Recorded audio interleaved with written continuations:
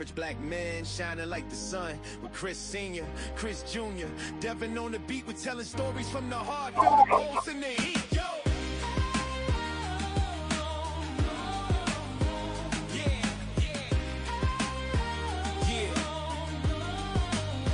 Step into the room, we bringing that vibe, highlighting kings and queens who thrive and survive. From the corner of the block, making dreams come true. We elevate the voices, yes, you know how we do. Chris Sia got the wisdom, laying down the facts. Chris Jr. with the passion, pushing us to relax. Devin brings the fire, always keeping it fresh. Together we're a force, rising up from the rest. Above average black man, we breaking the mold.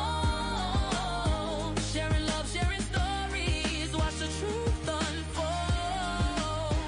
Championing success in every single way. We uplift the community. Welcome to another episode of Above Average Black Men. You're Restream. Yes. You're hearing Chris Jr. Chris Jr. as always here to empower, inspire, and uplift.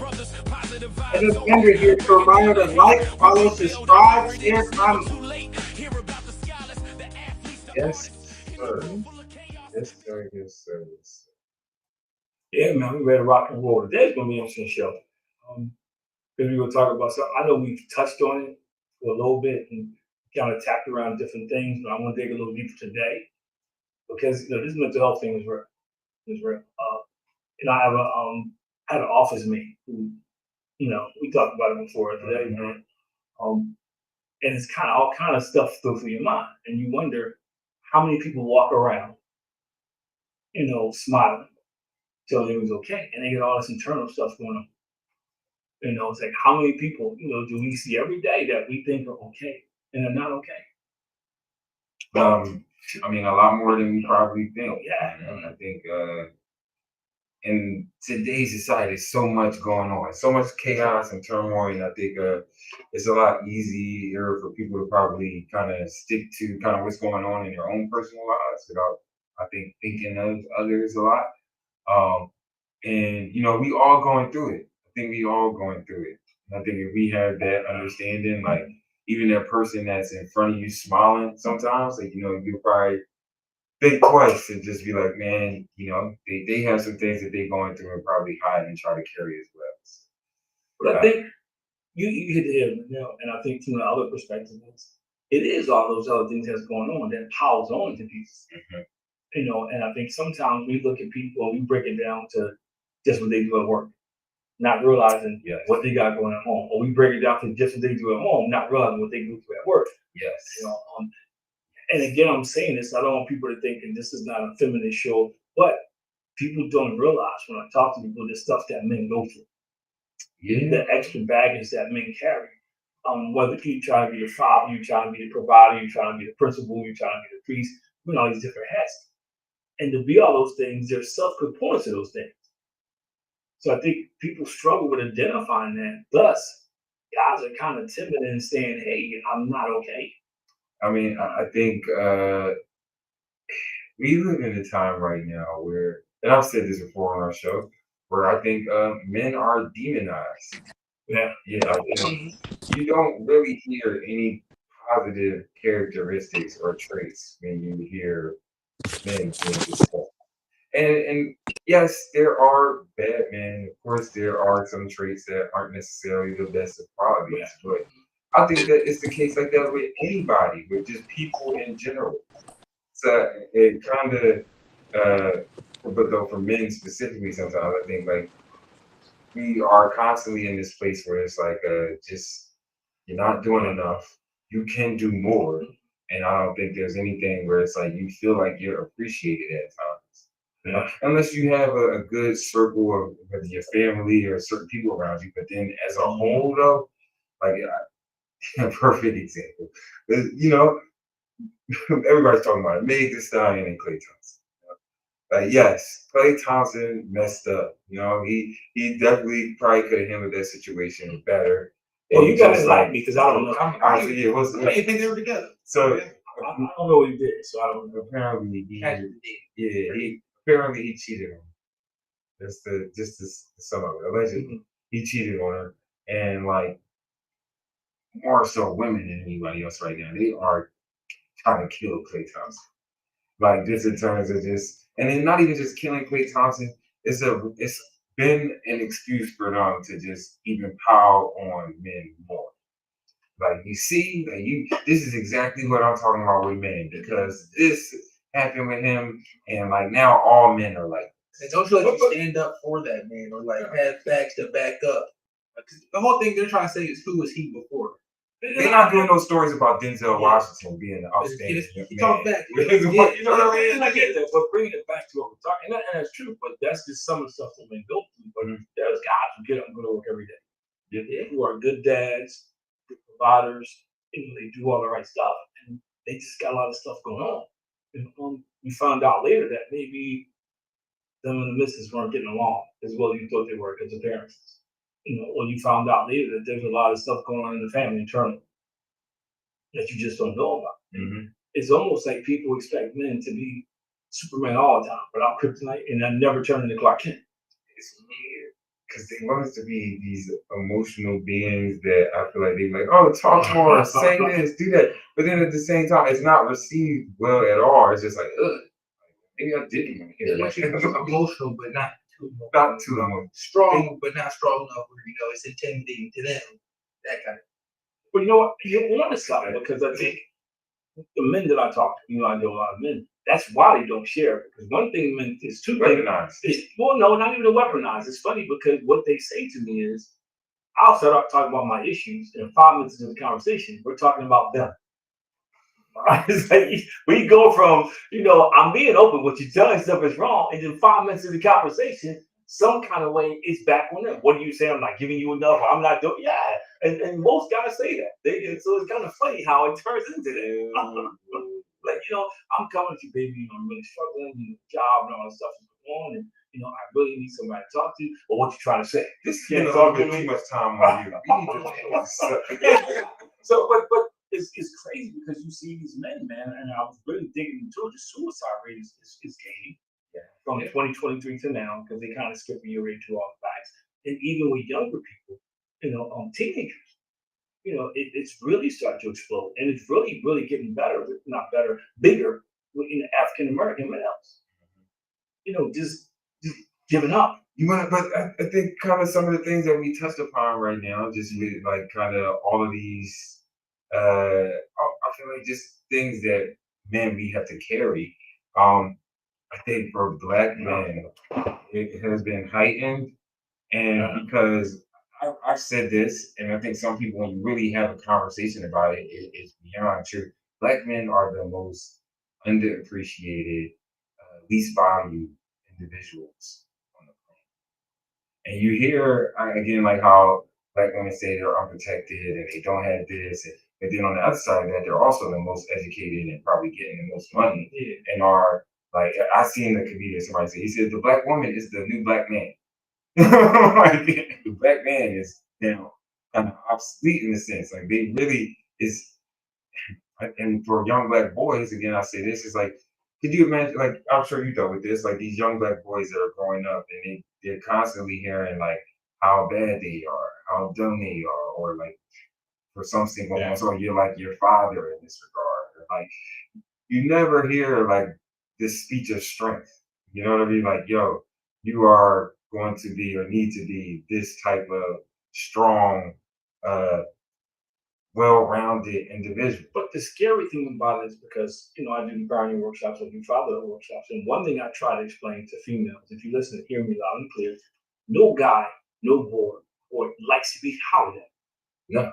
Likes to be screamed at, and for some reason, there's a lot of females, not all females, say hello, although all females think that's okay. You try to have a normal conversation, and they think screaming at you gets their point across or over talking you. And I think what they don't understand is for some men, it becomes so demeaning that they give up. It's like, especially if you try your hardest, you're doing everything you possibly can, and sometimes things don't work out.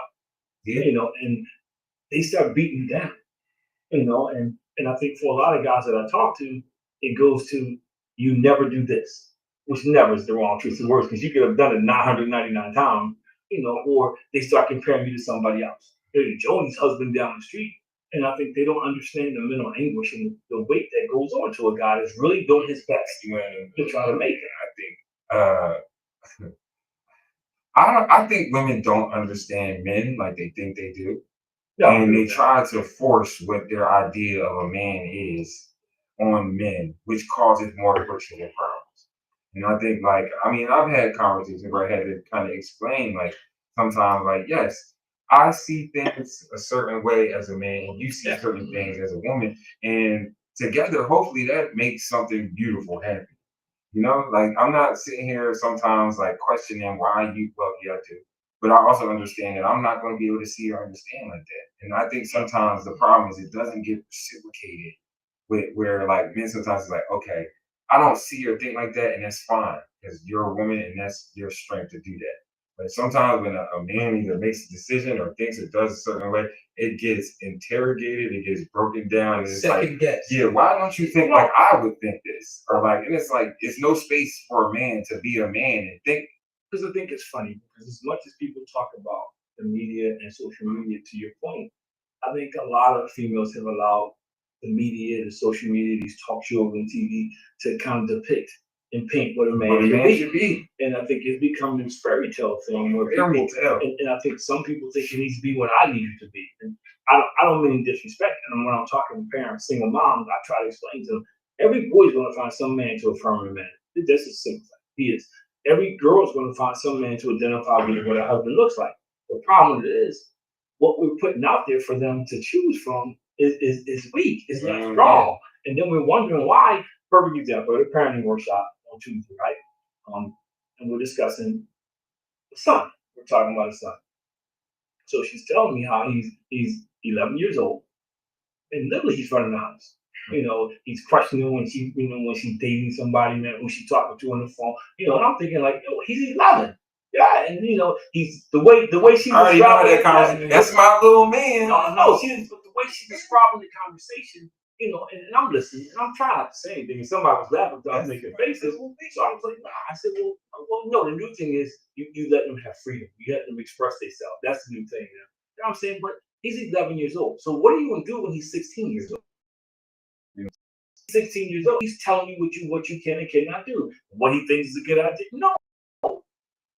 But I think to then, and I asked her, I said, well, let me ask you a question. I said, you complain about this boy's father every time you come here. How do you think he got like that? his mom did the same thing you're doing. And so I think that's part of the problem. And black men, and this is not a pity party for black men. I think black men I think people don't understand what it's like to try to be a black man and you try to make it in corporate America. You try to make an environment that's not conducive for you, is not set up for you. You try to be a father when you're going against every stereotype that's out there about black men and dads. Everything you do is against the norm for society. You know what kind of sucks or infuriates me a little bit that you have to even preface that statement with saying this isn't it. Yeah. Like why can't and this is what this conversation because you're lying. Right. Why can't we just call it like it is and say what it is? Like, yeah, these things are it's not even what's funny we're about to say, it's not even the idea of us trying to complain about it. It's just the idea of stating like, man, this is a burdensome thing that is happening and I just want acknowledgement that it exists and maybe just give me the space to even handle this. But I think like what happens is like as soon as you even say it, it's like, oh my gosh, I can't believe you can't get over it, handle it. But like I say this all the time. If you don't acknowledge something and deal with it, it never goes away. So being silent doesn't fix anything. And it's proven because it's getting worse because then you got toxic masculinity. You got these guys who were, somebody asked me down in the car, well, how do you know when you're leading and when you're just kind of bossing? Men are struggling with the roles because women get so, and I don't mean all women, but they get so offensive. They get negative, they attack. Yeah. And so guys are trying to figure out how do I navigate this without feeling like I'm a bad guy. Just feeling like I'm just being a normal human being, a man. Like, and you almost get painted as a villain.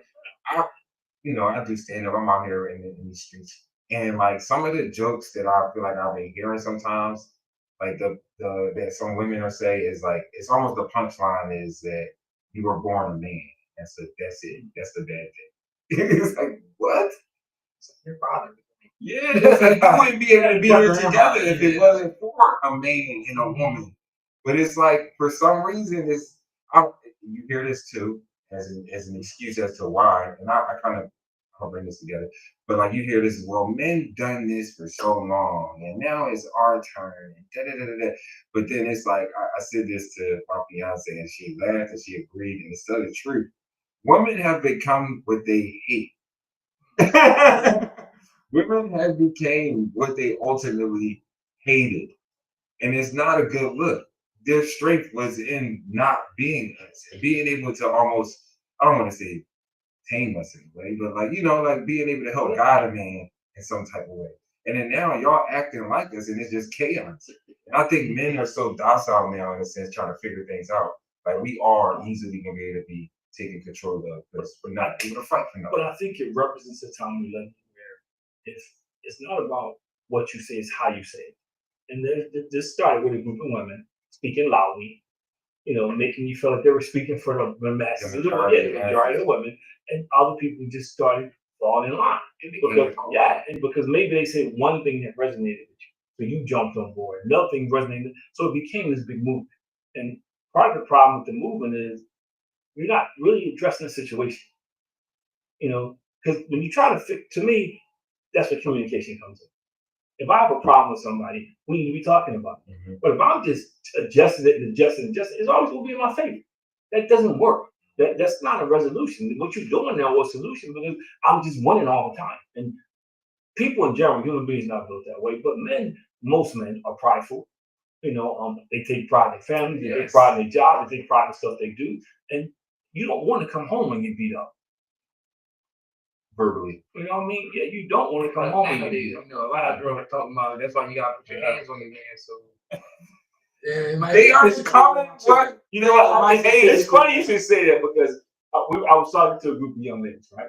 And I said, they were asking me about dating, something about dating in court. They don't do this. They don't do it. So I was talking about, my wife and I've been for 18 years. So what I said to them, I said, during the process, even now, I still give my wife flowers. I open doors for her. They're like, I ain't gonna open doors for me. I can do it for myself. I need somebody to be a little strong. And I'm thinking to myself, and something like, wait a minute, somebody's treating you nice, trying to treat you special, and you want him to be stronger. So what's the definition of strength? And and strength is not in how you negotiate with people, how you treat people, how you find strength is he's a strong dancer. He dresses. But no, they think strength is strong dressing. No, they think strength is how obedient you are now. My man, because they want you to do what you want them to do, and it's crazy because even at a young age, you hear this.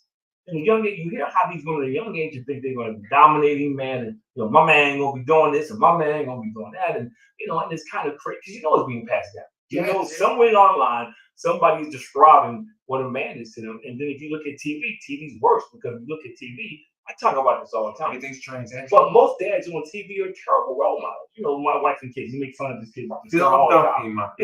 Idiotic. You got George Lopez when he was on. Then you got Homer Simpson was the longest running dad. You got to go back to the Cosby's, to really get into it. And then even if you look at the flip side, if you look at Good Times, I never saw the show where something happened, but something happened they never could get it right. James was always out of work. He was always unemployed, getting laid off. So I think this stuff has built up into now that they think, and we talked about this last week, how women expect men to be all things that they're not. And they assume that men have these issues and the trauma. Mm-hmm. And when you talk about this, it's kind of reversed because you do. I want a man that's going to talk to me, man, and share everything with me. But when he does, and most of the guys I talk to say the same thing, it gets flipped around. Yep. It gets flipped around to what they're not doing. It's not even a conversation. You saying what you need, also you say I'm not doing it. Then it becomes a whole different conversation. Reminds me of it's a TV show. This Is Us. Sterling K. Brown. Oh, the big chick. Yeah. Never seen it but heard. Great show. But it touches on certain things, relationships, race, all these things, but specifically related to relationships and kind of what we're talking about. Sterling K. Brown's character was like he suffered from anxiety and depression, not depression, but just he would have panic attacks, and he opened up to his wife about that. Years later, they're having an argument. about like She how wanted to go back to she wanted to go back and like chase her dreams or something like that.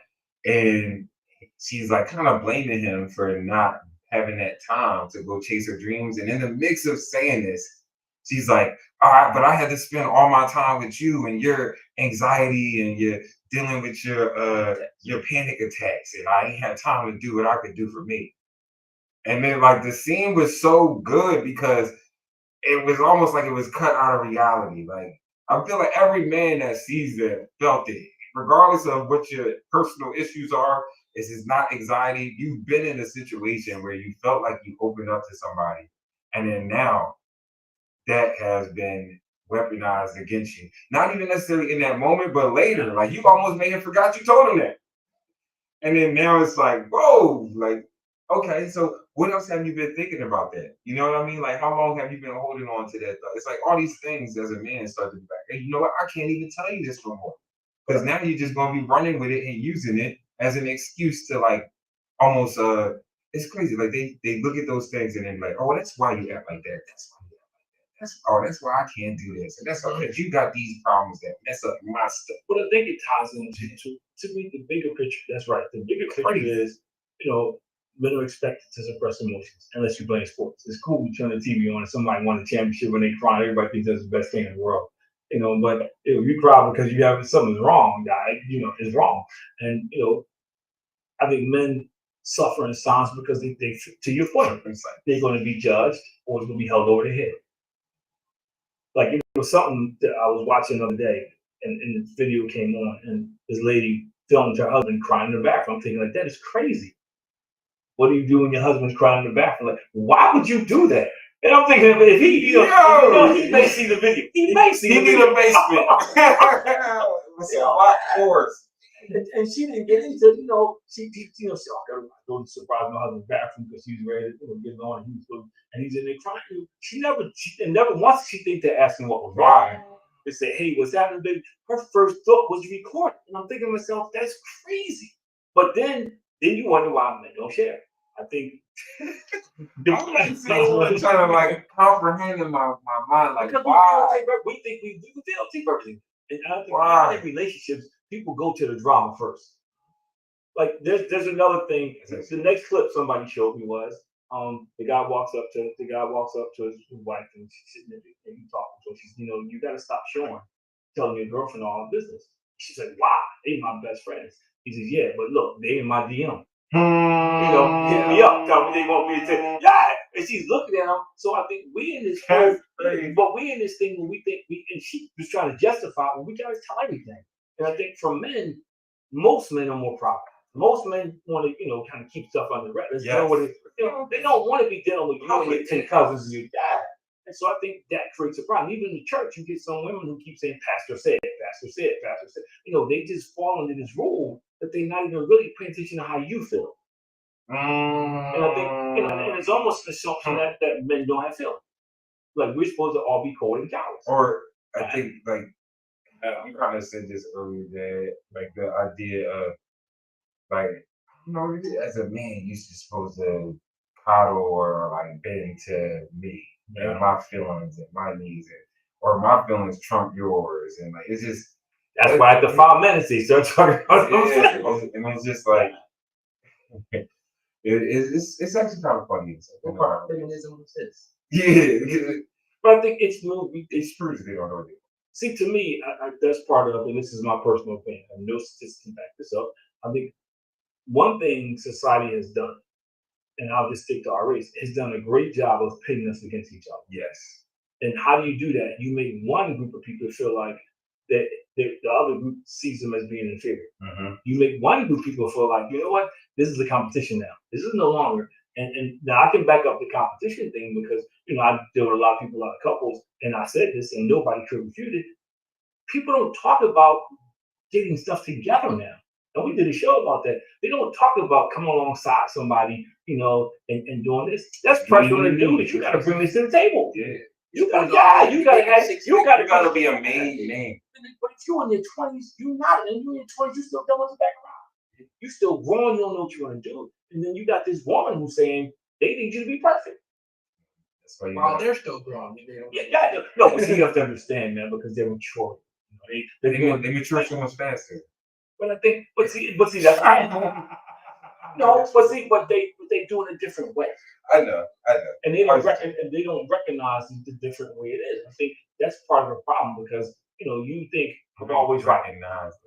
You think you're always right. This is the way a man should be. And I should tell your mom the same thing. When you guys were little, I should say the same thing.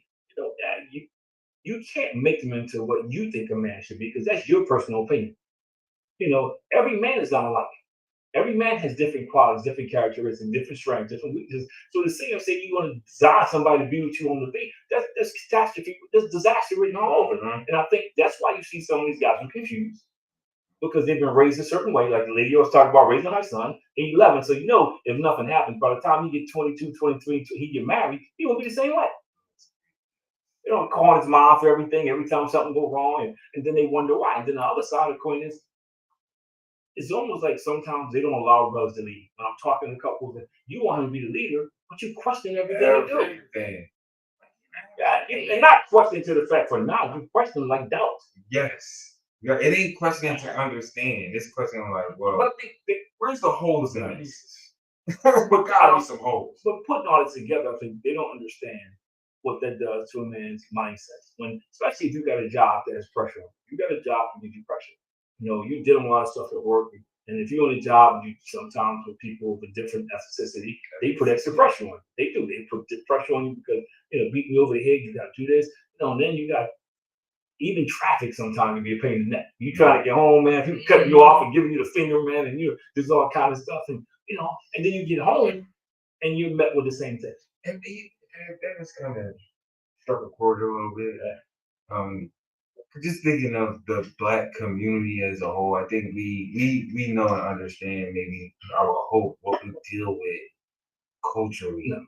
And it almost feels like that is null and void, when it comes to relationships. It is this idea of like we pitted against each other when realistically we have the same experiences in this world. But we struggle with the difference between empathy and sympathy.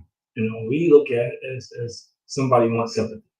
We want you to feel bad for us, man. Like I said about not complaining. No, we want to be heard. We want you to understand where we're coming from. I'm not even asking you to agree with me. I'm not. But what I'm trying to get you to understand is that, what I'm going through is real. Mental health is real. Men committing suicide is real. Men just moving to other states, just leaving when everything behind is real. And then it becomes a competition because what about women? But that's not the topic of the conversation. Right. What about? Oh my goodness! What's wild is that if you ever online just decide to read some comments, I think you should do that because any post that you see, and they have both ways, like men and women, but it's just like nobody can have just their moment or thing just to be like, yeah, that's true. But let me figure out and dig into that or ask questions. And they'll post it like men only. A couple of them will respond. Then you'll just see a list of women and that's like, well, let me tell you why you looking at this. I mean, for example, this is why y'all don't. Look on the feeding on the clothes. It's tailored toward men. But it's tailored toward men because the research came from men.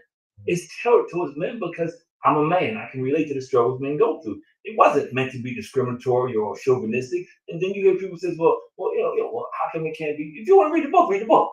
But the book was written because, I deal with a bunch of men. And when you talk to men say these are something they struggle, even in relationships. Mm-hmm. Like, for instance, what you want to do.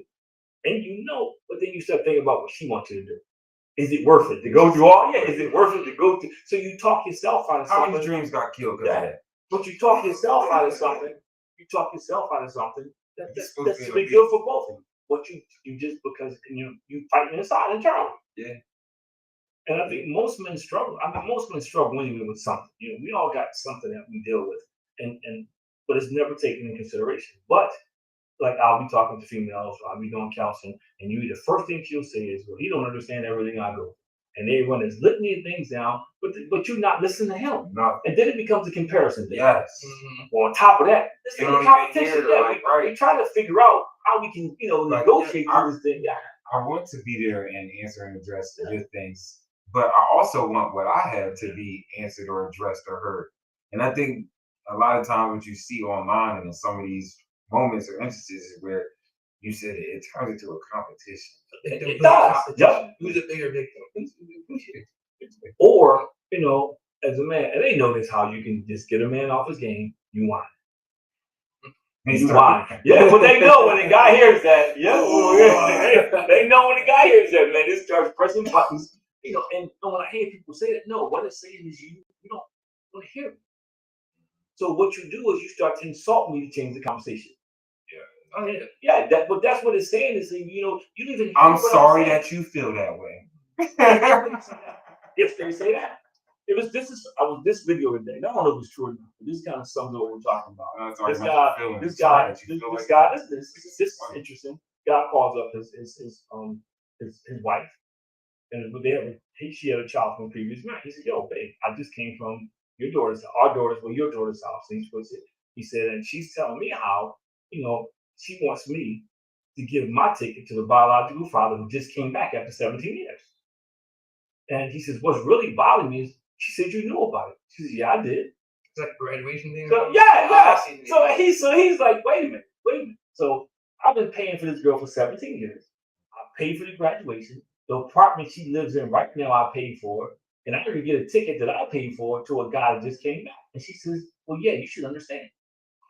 She did. Chrissy was like, yo, yeah, you should understand. Her reason was because we need to get the family back together. He's like, wait a minute, we supposed to be together. And so I say that because that's crazy. That's an expectation. It's crazy. That is crazy. That somebody, and then this is our family now, right? So what he said was, he cracked me up because his comeback was, I loved it. He said, well, I'll tell you what, this is what we're going to do. I'm on my way right now to get my money back for his graduation party.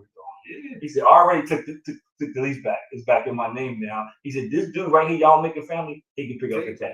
And she's like, well, you acting. He said, no, y'all trifling. But her expectation of him was crazy. And she was really and Chris, she was logically trying to make him think about, hey, yo, this is you wrong. This is a situation, man. And this is a good dude, took care of somebody else's kid for 17 years. And that's how it played out. Now, if he achieved some crazy stuff, she'd be crazy. Or he tried that. People don't want to be stepped out. Right. And that's what it was about. That's exactly what it was about. Right. So I think that example in his own, like right there, is like that's crazy. Fortunately, he was able to go online and share that and get some sympathy. Well, because he couldn't believe it. I took it as this. That was the perfect situation, the perfect scenario where you want your man to be strong, but then when it favors you, you want him to be weak. You can be strong, but now we're in this situation, I can just be weak and back down because it's something I want. And crazy. So, but think about this: how many men would have folded and been in that position and just took that uncomfortableness and just to appease and make this woman happy? That's it, man. It's that I know for us, we are crazy. But she would have been this. But there's men that would do that, and then they get in a position where now it's like they thinking that they being a good man. But he better than me because the minute she acknowledged that she knew about this, what else you gonna say to her? The minute she acknowledged that she knew about it and she was okay with it, at that point you can't. How you gonna have a conversation with her? Yeah. Because she don't care. That's in my mind. Either that or she thinks it was already done. Yeah, it was like this is happening. Should I ask a follow-up? If you had a son, would you be okay with him doing that in the same situation? But then she got offended because he asked her a legitimate question. He said, well, y'all must be together. Because if you're doing all this for a dude you ain't seen in 17 years, that don't make no sense. And she got offended. She was offended, man. So, but this is a time. You just said I want my family back. But this is a time that and that's why I'm saying, I'm not saying all women. So I'm making it abundantly clear, but this is the double standard that a lot of men deal with. Even in their regular families, they're trying to set boundaries, they're trying to set expectations, and they differ opinion. He's trying to, like this one guy was talking about that I'm working with. He said, look, my son is soft, and it's my fault because he was little around his wife and everything, so he cries a lot, he says like he's 12 years old. He cries a lot. He's just soft. Anything physical. How you wrestle with your son and everything. He just I'ma tell mommy things like that. But she refuses to let him try it. And he not talking about beating the kid up. He said, yo, just let me take him out for 2 force. No, let him hang around. Nah, he let him hang around. Let him hang around with me and my brother. He got a problem. He's fine. And he's like, no, he's going to grow up. And then, first of all, if he finds a woman, it's going to be the same thing. But she, on her mind, that's her baby. Yeah, that's my baby. And, or if he gets a woman. Listen, women raise the men that they hate. If he gets a woman. They really raise the men that they hate. Like the softness, the emotional stuff, like they raise these kids to act like that. And then they good purposeful grow up into this like soft man who can't control his emotions, and like they out here just having a bunch of kids and running crazy and running around. And that's because y'all been raising them to be these. That's my little man, and this idea of what you think a man should be. But I think and it's not. But you can't, because you don't. First of all, and I can say this confidently, I don't think there's a woman out there who can say, without being biased, what a man should be. I don't. So you want to. So basically, you create the man you want him to be. So, you whatever it is, whatever it is, you create him. But that doesn't mean that And like I said, because men they come in all different sizes. They have different attitudes. They see things differently. It's like when you go to. It's like when you leave high school and go to college. Mm-hmm. It's like a whole new world because you're with another group of people they're different. And so when you start trying to make somebody into what you think, it's limited. You know what I mean? And I think you see a lot with young single moms today. And I think so. I think men, on the other hand, though, and we gotta stop suffering in silence. Yeah. We gotta be able to say, hey, you know what, Devin, Chris, man, you know what, you my boy, man, I'm really struggling right now. Because suicide is frightening. And I think when people commit suicide, they don't realize it's a certain amount of selfishness in it, because you don't realize that the trauma and damage you people leave behind. Yeah, man. And like I'm sitting there thinking to myself when I heard it, I was like, yo, first I kind of heard it and it was like, you go through the stage where you just think about it and it's not, you kind of brush it off. I heard what specifically? That he committed suicide. Yeah. Well, the story is this, and I don't want to get too deep into it, but he left. Some things he was going through, left the job. So, and this is why, and I said this to somebody, we got to be careful when we tell people, don't reach out to people. We got to be careful when we say that. We say it. I have to lose the job. Well, he didn't know he left voluntarily, but I'm saying, no, I still. You never know what somebody's going through. So I reached out to him, and he responded. So every other week I was talking to him and just kind of give him his space and everything. And he did. He said, "Hey, look, I was going through some stuff. Somebody, had committed me to the hospital. I was mad at first, but I needed to protect myself. I'm getting better. And me with the devotions. I sent him devotions. He said, yo, I found God again. I'm on the right track. And then you kind of let it go for a little bit because you want to give him space. So when I heard it, all this is going through my mind now. And I kept talking to him, or he felt comfortable to share that. Why he wouldn't share that? And you don't know the answer. So you're thinking, and then I started thinking like, man, because you know how many men I deal with, like how many of those guys were in that same position? They're a biscuit away, from thinking people are better off without them than them being here. I mean, that idea of feeling like a burden or feeling like nobody wants to hear, or like even as a man sometimes giving off the appearance of like you gotta be mentally tough and just tough in all types of regards. Yeah. And I think sometimes, having my friends and like being more mature now, it probably took some time for us to learn how to even say and express these things to each other. And then also, kind of being receptive of it, or how do you even respond to some of these things that you hear sometimes.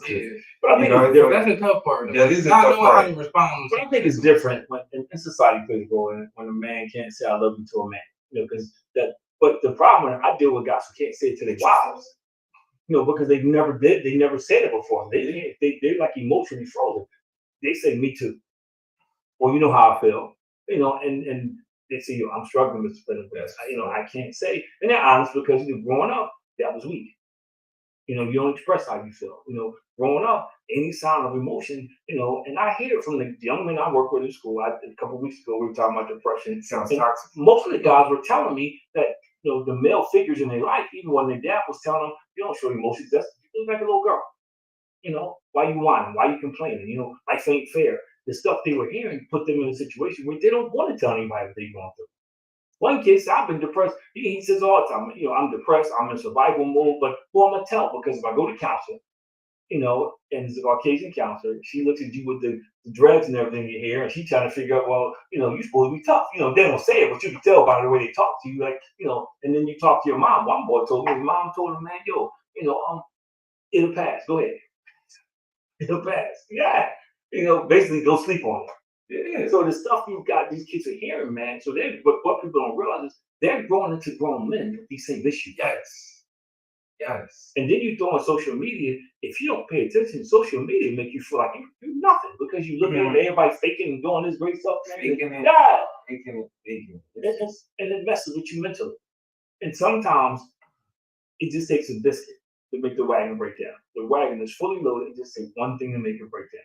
And it could be like women, guys tell me this all the time. And my wife says she's disappointed me. No adult should say that to another adult. How do you say that to another adult like that's your kid? I'm disappointed in you. Come on, man. I just, maybe that's just me. I'm disappointed in you is kind of crazy. Yeah. I guess it depends on maybe circumstances or situation. But But that's very, very like you gotta be personal on this. But at what time in any relationship can you not say that? People always do stuff that may not live up to your standards or that surprises you. So you can really say that a lot. They get stunts. Yeah, I mean, but you know what? They live their relationship in public.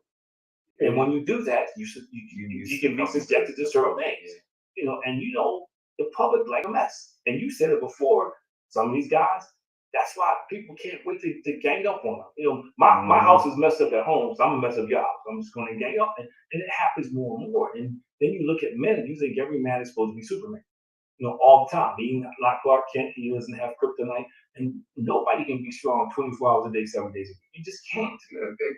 This reminds me of Mike Beasley. I feel like he kind of yeah. I remember he came in and said that. Yeah, and like I think this and family did him dirty. Right. I just feel like this conversation that we had, and it almost aligned a lot with what he was saying, just how people just looking at him as a basketball player and just thinking like, oh, he came in the game the one time and didn't have the right shorts on, or just sometimes he's a little bit more frustrated and animated, but nobody has the time to think like, yo, these people in his family, either some people died, some people were, doing him dirty, and like of course that weighs on your mental.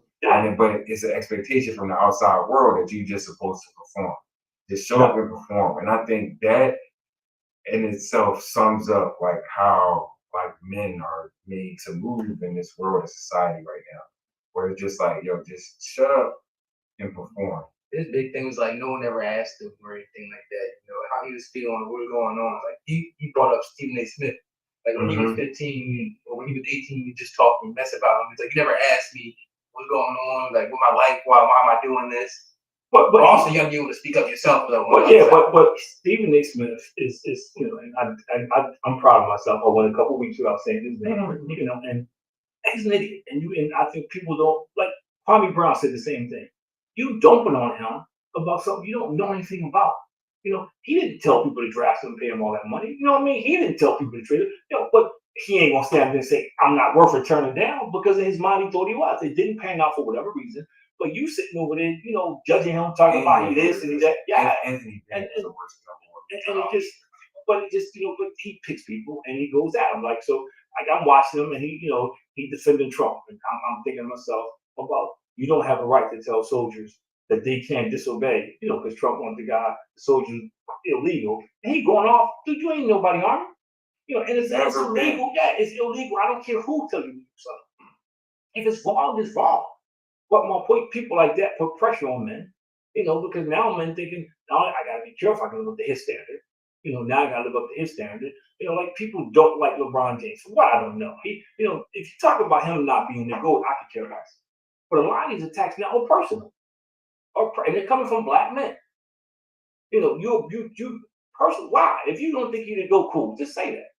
But now you're getting into all this stuff. Jalen Hurts is the same thing. People make it personal. Instead of just sticking to football, they make it personal. and they don't understand this weighs on it. And I think about the two guys in the NFL, less than a month apart, committed suicide. For all intents and purposes, everybody thought they had it made. One dude playing for the Dallas Cowboys scored a touchdown on Monday Night Football. Yeah. You know, you think these guys, they making decent money. You know, most people aspire to be in that position.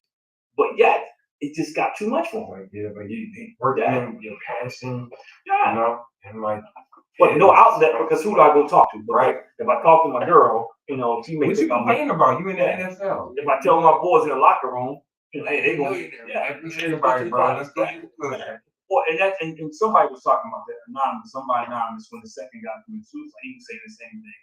Because people were saying, well, they took football as a brotherhood. He said it's a brotherhood, but most people in the brotherhood, when you got a problem, they think they're going to drink it, go to a strip club, or smoke it away. Yeah, and even if you do that, when the high comes down, you're in the same situation. That's why a lot of them become addicts, because you keep chasing that high, get away from it, and eventually it's just too much. We almost trained not to speak like this. Yeah, that is 250% right. But why? Why do we continue that cycle? You know, why do we continue in that mind? Both sides. Why do women complain, but they see the trend? You know, why aren't they trying to? I know we can't answer that, but why aren't they trying to say, okay, well, maybe I need to approach this differently? Like the guy when she taped her husband crying. Why? What would make you think that that's cool? I seen He's in his most vulnerable moment. It was a dude sitting in a car outside his house. That's what I thought you were. That's what I thought you were talking Yeah, about. This dude was outside in the car outside his house. He just got off work. They got wife and kids in the house. He fell asleep. He was just taking some time to himself in the car. Wife comes outside, just mad. Like, what are you doing out here? Why are you sleeping in the car? Like, what are you doing? He's like, I'm just trying to get a little time to myself. Oh, you time to yourself? Like, why do you need time to yourself? Like, I'm actually going to stay out here with you. I'm going to sit in the car. He's like, oh my goodness. Well, you know what's funny about that? Because when I'm talking to couples, I say this. Because guys is complaining about it. And I can say this. He'd be like, yes, we really got married and we're talking food. Why do you greet him when he come in the door with what's wrong? Soon he walk in the door. And people say, well, people say, oh, no, well, we can't, we owe this, we owe that. Well, the money ain't gonna come any sooner because if you don't have it when he got left, what makes you think when he walked in the door and you don't even give a man a chance to go to the bathroom? If you tell him this is wrong, get your son, get your daughter, get that, and guys like, yo, just move first. And guys like, I want to be involved, but let me read. And one day I was like, all day long somebody's telling me what to do. So when I come home, I just need 10 minutes and somebody's not telling me what to do. Don't get that part. It's like, just let me decompress and unwind. Like, for a man, if he going to work, just say if you go to work and you come home and you complain about your boss, you complain about your coworkers, you're doing all these things. The man is doing that too. I get overly stimulated too. And I know, like for instance, I know, I demonstrate. And people like I go to the doctor, right? So I got high blood pressure. So I'm talking to the doctor. So she said, yeah, do you have stress? Well, 2026, that's a dumb question. Everybody got some kind of stress. So I began to explain to her what to do. And she's looking at me like, why is that stressful? So I'm like, man, I got over 400 kids I deal with. I got 45 staff members. Sometimes they just like the kids. That's just work. Which is crazy too. That's just work. That ain't talking about the parents. I'm talking about staff and the kids. Yeah. And I'm trying to explain to her, and I'm like, yo, that weighs on. She's like, well, when you leave, just leave it at work. That's easy to say, but you got a kid that's leave it at work. But that's what I'm saying. They make it seem so easy. Yeah. I don't know. If you care, some things you want to take on. That's just, I'm not, and I agree. If it was easy to leave it at work, then I have mechanisms in place. Sometimes it just catches up to me. And this is simplicity of it all. Like it's not that big a deal. And then I'm thinking to myself, I'm laughing to myself because I'm thinking, that's why these doctors be screwing up, man. Because they like, yo, I don't care. I just I'm off the clock. Well, it's just a body. But it's just how people look at things instead of saying, okay, it may not seem like much to me, but it's real to that person. Mm-hmm. It's like the person who is at a sporting event and they tell you everything you should do during a game and they suck. They just terrible, but they want to tell you, do this, do this, do this, do this. And they've never been in that situation before. But they're judging you on how you respond. And I think we see that a lot in society now, that people have these preconceived notions of how you should respond, how you should behave, you know, what a man is and what a man is not, you know, what my expectation is. I think you couple those things together with the trauma, because some people have trauma, they don't deal with the trauma they have. You know, their dad did something, or some uncle did something, or something had a history in their family, and they carry it around, and here you come. So they put that on you before it even happens. You know, or their expectation is that you're going to be just like that. You know, well, my dad, I was daddy's little girl. Well, you know, you're not my little girl, you're my wife. It's different. You know, I'm going to treat you with respect and do things for you, but You're almost 40. but you hit me. But again, people are programmed, and I think it's easier to say, you know, it's easier to say this is who I am than it is to say let me look at myself and let me work on fixing some of the things because it's wrong.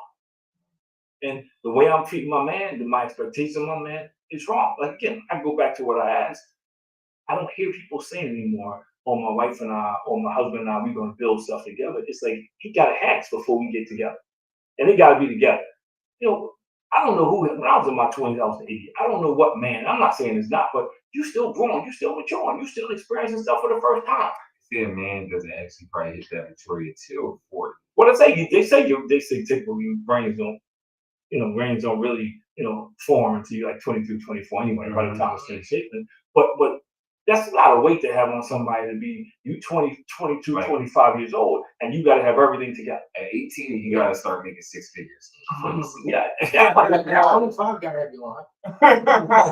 In a proper day. And then when they say you don't, I just paid four something for gas over there. Oh my goodness. Gas, I was in New York. But that's just $8 a gallon. But that's just gas, though. That's not even talking about everything you got to do. That's not food. So I think even now, the expectations on a guy to do all this stuff is crazy. And to do it by himself. Because some women, I want to be a housewife. No, what did you ever think about that? Yeah. I'm getting care of the house is like that. You only got to spend time with them. Oh, then they want to make. They want to be. I want to be a stay-at-home mom, but I want a maid and I want a nanny. What are you here for? What don't even come with the house? But for the guy, it's a lot of pressure. And I say this all the time: being African American, trying to be an African American father, husband, you throw the other stuff in there. It's a full-time job, and the expectations of you is high everywhere. And then sometimes they just super low, but you still got to balance that. Like if I'm sitting in a room with a bunch of people who don't look like me, they can raise their voices during a meeting. Nobody says a word. But the minute I sit up and say something like this, calm down, everybody getting defensive. You're extra fidgety over there. You looking agitated. I didn't say anything. You got a problem? And I'm sitting up because there's certain points where you're gonna respect me. But it's no business. But I'm just saying that's the response. Or the same thing, you talking to a female and you have a normal conversation. She raises her voice to get her point across, and you can raise your voice like one iota. Why are you howling at? I'm not howling. You haven't heard me howling yet. So, but they don't mind screaming at you. And I think they don't understand and the extra pressure it goes on. Men deal with this every day. How I communicate with this person, how I communicate with this person. When I enter a room, I got to make sure. Yeah. And if you're a black man trying to run a business, image is everything. You can't afford this. I don't care what people think because you're selling yourself. Yeah. And I just think like we spoke about a lot of different things tonight. I think we touched on things from a men's perspective and a woman's perspective. Well, I wanted to be fair. I do want to be fair too, but I wanted to kind of wrap things up with just saying like both these things can exist. Yeah. Nobody's trying to diminish one thing just to raise up another. I think it's the idea of like, yes, women, we hear you. Men, you need to be heard. But I can't pit you against each other unless I make you feel like it's one or the other. Yeah. I can't make you argue and fight and tear families up and not get married and just do all this other stuff if I don't make you feel like it's either that way or this way. Because most of us, we don't look out for ourselves. And especially now, you know me, I think 85% of people in this country are selfish. And I think people who try to cause division and chaos just running the country right now. They know that and they play into it. Because when it comes, it's we until it comes down to self-preservation. I'm going to look out for me. Forever consumer when we set up separately like this. Yeah, you can't build anything separately. I think what is funny, people say you can go faster alone, further together. And that happens. I mean, like with relationships, if you single out here, You're just gonna be spending money, blowing money. It's gonna be tougher for you to buy a house, tougher for you to get this or that. But when you got two dual incomes, it don't even matter what it ain't even gotta be this idea of like, oh, he gotta make 6 figures. You gonna double your income if he making 50 and they making 50. You know what I mean? Like now you're getting 100 and people just live in this fantasy world of like you have, and it ain't just gonna come to you just because you want this person or you want this type of thing. Like you gotta go out here and get it. And make sure that you prepared and the type of person that you need to be to even be at that level or in that place. Yeah. That's but back to men and just like kind of we need to open up more. We need to talk to each other more. We need to share because a lot of us going through the same things. Like I feel like, oh, the same thing happened to me, or like same experience, and then you can learn something. You kind of are willing to be open and share them experience. Find somebody, you know, it ain't just spouse a woman. We rising above, let me tell you how it's done. Above average black men, shining like the sun. With Chris Senior, Chris Jr., Devin on the beat, we really do show why more people are not trying to work together. You know, why more people either want to walk into a ready-made situation or that they just don't want to, you know. And to me, especially now with economics and the time that they do, you need to be working together. Yeah, you need people to come together, you know, for a common cause. Doesn't mean somebody to go off to work, but you need people on the same page. You know, like I used to have a big like when I sit down with couple. You really gotta go half on gas. Yeah, but when I sit down with couple, first question is what's the definition of life? If one person is saying, so I'm gonna make it work, another person is saying, it's not coming my way. You know, what a great story out here. I appreciate y'all, man. Another one of these. Appreciate y'all. Make sure that you, yes, like all comments here for those who join us on Poppy. We see you, we love you.